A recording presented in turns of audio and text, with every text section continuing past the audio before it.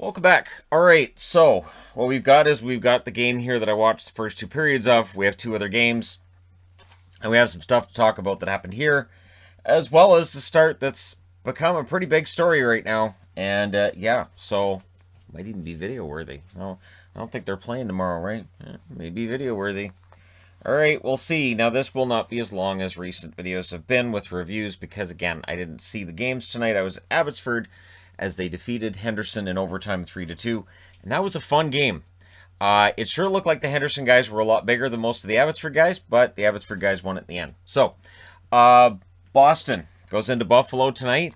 Buffalo, of course, 3-0 coming into tonight's action. Boston did what Boston tends to do. So, Bruins wearing their thirds on the road again, which is weird. Now Buffalo wearing their whites at home. We like the whites at home, so anything that makes that happen, I'm in favor of. It was Ullmark versus Anderson, and right out of the gate, you could tell Linus Ullmark wanted to kind of stick it to the Buffalo Sabres. And Pastrnak scores from Marchand and Bergeron at 3:49, and it was a beautiful three-way pass, and it was off of a turnover as well. So Buffalo turns it over to the wrong line. Bergeron gets his first point of the year, and Pastrnak with his first goal of the year, and they're off and running. The interesting thing was that was only the second shot for Boston, and Buffalo was playing really well. Buffalo outshot them 6-2 at the 5-minute mark. So 5 minutes in, this really was a very good game for Buffalo. Okposo has a chance that goes wide. Another good game for Okposo.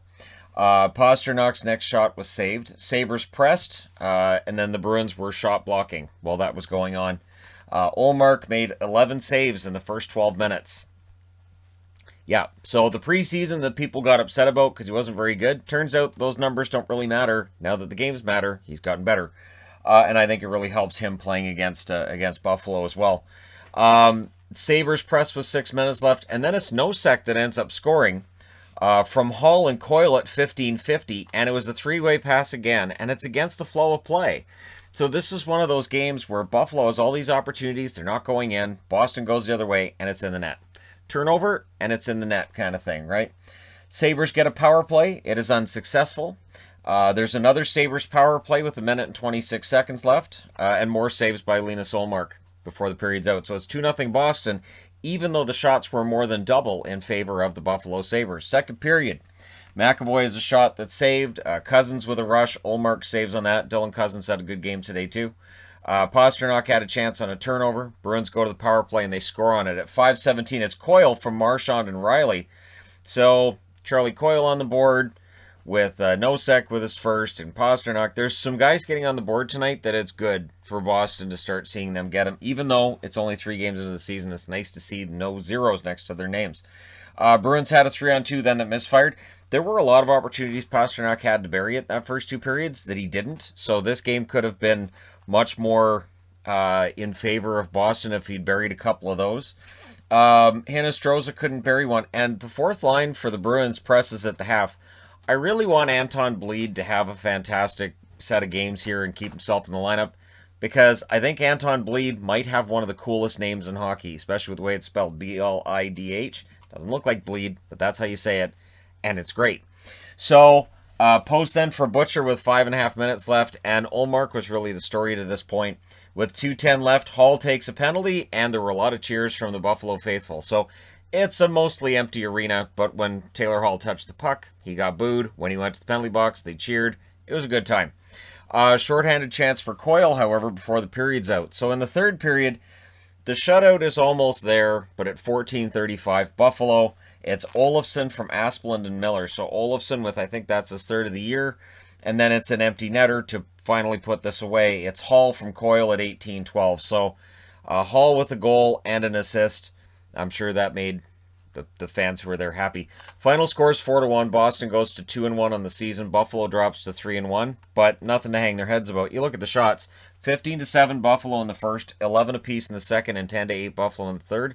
Final shots 36-26 for Buffalo. Your 3 stars were Marchand, Pastrnak, and Ullmark, which is kind of cruel because I know it's a 4-1 win, but Buffalo played well. You could have thrown a third star at somebody, but it's Ullmark, right? So, yeah.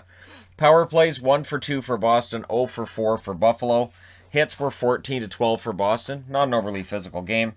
Ullmark saves 35 out of 36. Looks great. Anderson saves 22 out of 25. I thought he played well in what I saw. And yeah, so for Buffalo, is this the start of things kind of falling apart? We'll see. Honestly, I thought they had a really good effort tonight. I thought they played well. And it was just that every time Boston got a good chance, it ended up going in the net. So we'll see how things go for them next time out. Next up, the Kings go into Dallas tonight. So Drew Doughty gets taken out. It was a knee-on-knee hit. Hakanpää got a 5 in a game for it. So I think it's automatically sent for review. Now, I've watched the replay of it. I wasn't about to start this review without watching the replay. I don't see the intent from Hakanpää. I don't see Hakanpää sticking the knee out, trying to get that knee on knee. I see it more as a collision. I'm fine with the 5 in the game, but for further suspension, I don't think it's going to get there. Could it be a game? It could. It's hard to predict stuff like this, but I don't think Hakanpää is going to get suspended, and I hope Drew Doughty's okay. Clearly, it's an upsetting injury. Drew Doughty was off to a very good start to the season, and it's a real gut punch for the LA Kings to be without Doughty for any period of time. So hopefully he's not out for very long.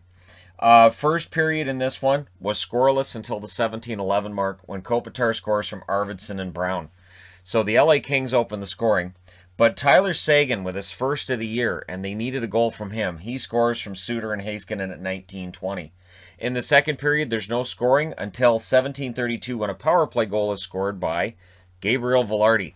Vilardi, if he can start scoring some points for the LA Kings, that's a huge boost for them because, you know, with the injuries they've been going through and now with Doughty as well, they need other guys to step up. The assists to Kaliev and Walker. And Sean Walker would be counted on a lot of situations that he normally wouldn't in the event that Drew Doughty doesn't come back. So that makes the score 2-1 for LA entering the third period. And in the third, at 10:58, so apparently we weren't allowed to have a goal in the first half of a period. It's a power play marker by Dallas and by Heiskanen from Pavelski and Seguin. Now here's what's interesting with Dallas this year as opposed to last year. Last year when a game's going into overtime or a shootout, I just go, yeah, well, they're done. They had 11 losses in overtime and shootouts. This year, that doesn't appear to be the case. It appears that this season they've got it figured out. So Gurianov would get a highlight reel goal in overtime. I have watched it. Highlight reel goal from Heiskanen and Hintz at 4:15. So with 45 seconds left in overtime, Dallas wins this 3-2. They go to 3-2 on the season. For the Kings, they drop to 1-2-1. So, I mean, it hasn't gotten away from the Kings. And definitely, you know, they get a point out of this. But they're going to want to, you know, try to turn the tide a little bit here. Your 3 stars in this one were Holtby, Gurianov, and Heiskanen. And I've stated before, when 3 stars are given out in a game that goes to overtime, I think it should be 2 from one team and 1 from the other. And I know people will say, well, why? Well, because that's the way I'm used to it. You watch hockey for as long as I do, you kind of get used to the way things are being done. But yeah, Holtby, again, is the story, right? Your shots in this game show just how much Holtby stole this. 14-4 LA in the first, 17-6 LA in the second, 10-9 LA in the third, and then in the overtime, both teams with 4 shots. So very wide open overtime. Final shots, 45-23 for LA. So for the Kings, they don't really need to change anything for their next game. They won't be dealing with Holtby next game, so that should help. Power plays, LA 1 for 6, Dallas 2 for 4. The hits were 25-14 for Dallas, which makes sense since they didn't have the puck very much. So it makes sense they'd lead in hits. Jonathan Quick, 20 saves on 23 shots at one end, and Holtby with 43 saves on 45 shots. I really think Holtby came into this season with an attitude of trying to prove that what happened last season in Vancouver is the exception rather than the rule. He's been great so far. Good job by Holtby. And Dallas looks smart for picking him up right now. Last game here. So if you're looking for the Toronto versus San Jose game, I reviewed that one earlier. That one's already on the channel. So if you're like, he's not reviewing that game, already did, already done. Edmonton goes into Vegas tonight, and this is a battle of the top 2 teams, or the teams we expected to be the top 2 in the Pacific. Edmonton helped to keep that door open for other teams in the Pacific tonight. For Vegas, this is a tough result, but there was a lot of heart in this game for Vegas too. So at 3:34 of the first period, it's Nick Roy getting a goal from White Cloud. Roy being back in the lineup definitely helps Vegas. They'd like to have Stone and Pacioretty too, of course, but these things happen. And then at 8:37 on the power play, because you don't give Edmonton power plays, they would score their only power play goal of the game. They didn't reach 50% tonight, so this is a down night for them, right? McDavid and Draisaitl with the assists because, of course. So it's 1-1 after one. Second period, Vegas takes the lead again. They go up 2-1. It's Nolan Patrick with his first as a Vegas Golden Knight from Coughlin and McNabb at 1:25. So again, it's an early goal, but Edmonton answers. It's Hyman from McDavid and Puljujarvi at 3:55. That line's been fantastic, and on the way home from the game, the NHL Network gushing about how great Hyman looks now. It's one of the best moves they've seen made, and he just fits right in with Edmonton. And yeah, I mean, being a guy who's able to be exactly where Connor McDavid needs you to be, you could score 40.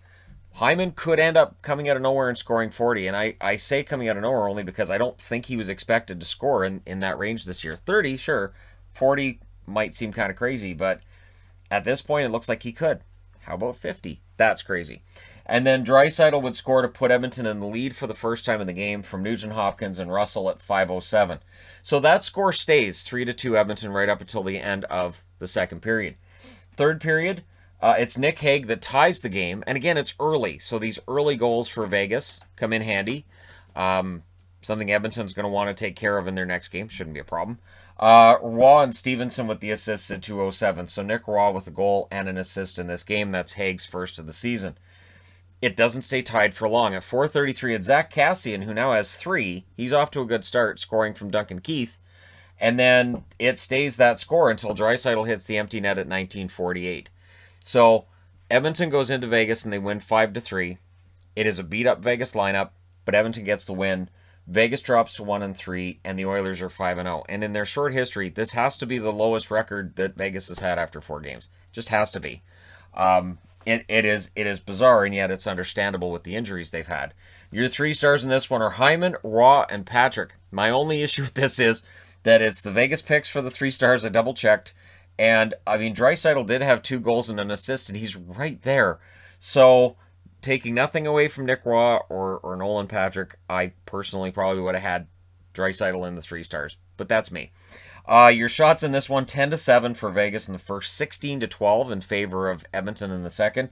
And in the third, Vegas outshoots them 17-10. So Mikko Koskinen, still filling in for Smith, does a pretty good job. Your final shots are 39-33 for Vegas. Power plays, 1 for 3 for Edmonton. Like I said, they weren't at 50%. They're slacking off. Their power play on the season now is below 50%. What's going on? Vegas 0 for 3, and their power play continues to be a problem for Vegas. Your hits 29-22 for Edmonton. The streak of teams out-hitting Vegas continues. Koskinen, 36 saves on 39 shots. Robin Lehner, 28 saves on 32 shots. Edmonton has a way of bringing other goalies' save percentages down. It's that whole thing with McDavid and Draisaitl.